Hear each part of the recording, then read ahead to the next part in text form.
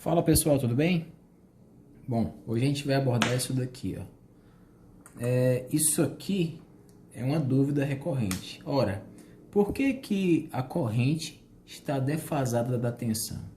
Ora, por que quando a minha tensão aumenta ao longo do tempo, a minha corrente não obedece o mesmo gráfico no capacitor? Parece estranho, né? Eu poderia dizer, pessoal, da seguinte forma. Eu poderia dizer que se a corrente I é dada por C, D de V, D de T, e dissesse que a função V é tal I igual a C vezes a derivada. Aí temos aqui a função V de M seno de ômega T D de T. Poderia dizer que isso, a corrente seria capacitância da fada derivada, aqui eu tenho a derivada do produto, né? Isso seria a derivada da primeira vezes a segunda,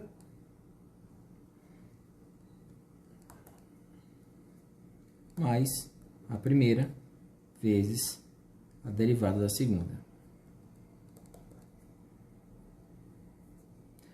Aí eu podia dizer que, como isso aqui é um valor constante, a derivada de um valor constante é zero, e podia dizer que a corrente é a capacitância vezes a tensão máxima da tensão senoidal, cosseno, porque é a derivada do seno, de ômega θ, se eu fizer ômega θ com valor A, por exemplo. Bom, mas de que isso serve, pessoal? De nada, de absolutamente nada. Essa função cossenoide descreve o comportamento desse gráfico azul aqui. Mas isso não me explica intuitivamente por que que ambos são diferentes. Por que ambos não obedecem ao mesmo tempo? Isso é conta. Bom, pessoal, para poder explicar por que que isso acontece, a gente precisa primeiro entender o que é um capacitor. Um capacitor são duas placas, certo? Uma placa distante de outra placa. Essa é a configuração mais comum. Existem outras configurações, mas a mais comum é essa. Bom, e o que é capacitância? Eu podia dizer que a capacitância é o ε0, uma constante do material dielétrico, que é o que há entre as placas, vezes a área dividido pela distância. Ou seja, quanto mais distância o capacitor, menor a capacitância. Quanto maior a área, maior a capacitância. E com melhor o dielétrico, melhor a capacitância. Mas isso aqui só serve para uma coisa, para dizer para a gente, no nosso entendimento, que a capacitância também é um valor dimensional da construção quando em placas. Eu posso dizer isso aqui, pessoal, que a capacitância é a carga pela diferença líquida de tensão. O que isso quer dizer? Isso quer dizer o seguinte: se eu colocar aqui uma carga positiva e aqui uma carga negativa, eu tenho um campo elétrico orientado como esse daqui, ó. Quanto mais eu faço isso, quanto maior essa diferença líquida, maior esse campo elétrico. Quanto maior esse campo elétrico, essa distância constante, maior a tensão. Simples assim. Ou seja, pessoal, isso implica dizer que não importa qual a variação de tensão, o valor da capacitância se mantém constante, porque as cargas aumentam proporcionalmente. Por isso que a capacitância não varia com a tensão. É uma coisa meio óbvia de se dizer, né? Já que a gente já chegou nessa conclusão aqui, que a capacitância também pode ser medida pela construção do equipamento. Mas na prática a gente mede por isso daqui, ó. Isso daqui vai dizer para a gente numa próxima aula, se vocês quiserem, através disso daqui a gente consegue descobrir qual a capacitância de um capacitor utilizando um amperímetro e conhecendo a tensão da fonte, bem como a frequência dela. Mas continuando, então é isso aí. Simples, a capacitância é contínua, né? É sempre o mesmo valor. E para facilitar a nossa compreensão, para voltar à questão de CA, a gente tem que entender como é que um capacitor se comporta em CC. Então imagina aqui uma fonte de tensão contínua. Vocês devem lembrar, né, pessoal? Fonte de tensão contínua é aquela que não varia com o tempo. Eu tenho aqui um valor VCC, então pode ser no instante 1, o valor é VCC. No instante 2, o valor é VCC. O valor não varia com o tempo. Uma bateria é 12 volts o tempo todo. Isso se é uma bateria ideal, né? Você espera as resistências internas e tudo mais, mas isso é uma outra questão. Então, no nosso circuito, a gente vai considerar aqui, ó, tem uma fonte de corrente contínua, cuja tensão é VCC. Uma chave que está aberta, e eu ainda não acionei. Uma resistência e um capacitor. Bom, o que vai acontecer? Em 1, a chave está aberta. Qual é a corrente no capacitor? A corrente no capacitor em 1 é 0. Tá? É impossível a corrente passar pela chave quando aberta. Pelo menos esse nível de tensão. Bom, em 2, eu vou dizer que a corrente no capacitor é maior do que 0. Então, imagina o seguinte, pessoal. Eu venho aqui no instante 0. Vamos imaginar o seguinte. No instante 2 aqui, isso aqui é o instante T2. No instante 2, eu decido fechar a chave do capacitor. O que vai acontecer? Ele vai começar a carregar. O que é carregar? É as cargas migrarem para as placas do capacitor, formando aqui um campo elétrico, aumentando a tensão sobre os terminais do capacitor, sobre o capacitor, mantendo a capacitância. Tá? O que é a variação de carga? É a corrente. Quem carrega o capacitor, uma corrente migra e começa a carregar o capacitor. Então, assim, ó, imagina que isso aqui é o valor de VCC. Imagina que isso aqui é VCC, poucos instantes depois da fechada da chave, é VCC sobre 15 avos. Conforme o tempo passa, mais esse cara carrega, mais a tensão sobre ele aumenta, menor o valor da corrente. Vamos imaginar então a tensão. Eu fecho a chave. O que vai acontecer? A tensão sobre o capacitor vai aumentar. Tá? De forma que, quando um certo valor de tempo, 5 tal, isso é só apenas uma formalidade, né? Onde tal é o valor da resistência vezes a capacitância, a constante de tempo, o capacitor está praticamente carregado. O que é praticamente carregado? A tensão do capacitor nesse instante aqui é praticamente igual à da fonte, que no caso é VCC. Tá? Então o que isso quer dizer? Como o capacitor demora um tempo para carregar, o I quer carregar, atingir a tensão da fonte, no caso de corrente contínua, a gente diz que ele resiste a variações de tensão. É simples, pessoal. Muitas vezes se usa isso em engenharia e as pessoas não entendem.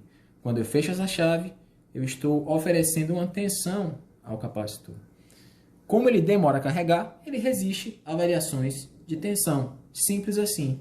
Bom, se esse é o gráfico da tensão, pessoal, se ele carrega com o tempo aqui, vou melhorar esse gráfico, conforme o tempo passa, mais ele carrega. O que isso quer dizer? Que quando ele carrega em corrente contínua, ele não consome mais energia nenhuma. Ele não consome mais corrente. Por isso que muitas vezes você vai ver nas literaturas dizendo que um capacitor carregado se comporta como uma chave aberta. Por quê? Uma chave aberta é nada mais do que um circuito onde não há corrente, entende? Então, quando o capacitor, depois de um certo tempo, no caso 5 tal, que tal é a constante de tempo RC, atinge o valor de fonte, a diferença de potencial no circuito entre o capacitor e a fonte é zero, como não há diferença de potencial, não há corrente. Nesse instante, a corrente é zero. Logo, a gente pode dizer que após a chave fechada aqui, ó, em T2, no instante que a chave comuta para 2, nesse exato instante, a corrente aqui, ó, vou fazer um novo aqui, ó, a corrente é máxima, entende? Faz sentido, né? Se o capacitor estava descarregado, a diferença de potencial era máxima. Se a diferença de potencial era máxima e era limitada por esse resistor, claro que a corrente nesse instante é máxima. E o que vai acontecer? Conforme o capacitor se carrega, a corrente tende a zero. Percebe? É simples de entender. O capacitor descarregado começa a carregar. Capacitor 100% carregado não se carrega mais. Simples assim. Quando ele está descarregado, a corrente é máxima. Conforme ele se carrega, a diferença diminui. E daí ele fica... não há corrente nenhuma. Ah, Natan, isso não é difícil. O pessoal gosta muito de usar hidráulica para comparar com eletricidade. O melhor que eu posso dizer é o seguinte. Imagine uma caixa d'água. Essa caixa d'água tem uma boia. Essa boia mantém o nível constante. Agora imagine uma válvula e uma caixa d'água vazia. Vamos dizer que a gente tem uma vazão Q aqui. Tá? No instante que a válvula está fechada, claro que a vazão nessa tubulação é zero. O diâmetro dessa tubulação seria equivalente à resistência. Quanto maior essa resistência, quanto maior esse diâmetro for, mais rápido o fluxo acontece. Quanto menor essa resistência for, mais rápido a corrente passa. Corrente, a carga pelo tempo. Então, o que vai acontecer? No instante que eu abro essa válvula, ou seja, no instante que eu fecho essa chave, a minha diferença entre nível das duas caixas tende a diminuir. E o que acontece com a vazão? Ela vai começando a enxergar com alta pressão e diminui com o tempo. Quando a caixa número 2 está 100% carregada, não existe mais vazão entre as duas caixas. Essa boia aqui vai abastecer esse nível da caixa e o fluxo aqui é zero. É exatamente a mesma coisa aqui. Exatamente a mesma coisa. Eu tenho a diferença de potencial entre a fonte e o capacitor. O capacitor está descarregado, a caixa d'água está vazia. Na hora que eu fecho o circuito, na hora que eu abro a válvula, existe uma corrente elétrica, existe um fluxo. Conforme o tempo passa, a diferença da caixa d'água e da caixa vazia, ou seja, diferente da fonte para a diferença do capacitor, é máxima. Logo, o fluxo é máximo, limitado pelo diâmetro da rede. Logo, a corrente é máxima, limitada pela resistência. Conforme o tempo passa, o capacitor se carrega. Conforme o tempo passa, a segunda caixa de água enche. De forma que, quando ela está 100% cheia, a vazão é zero. De forma que, quando o capacitor atinge o valor de fonte, quando não há diferença de potencial, a corrente é zero. É isso que esse gráfico quer dizer. E é isso que a gente pode perceber aqui, pessoal. Em regime permanente, é exatamente a mesma coisa. Perceba, colocando as duas fontes dos dois lados.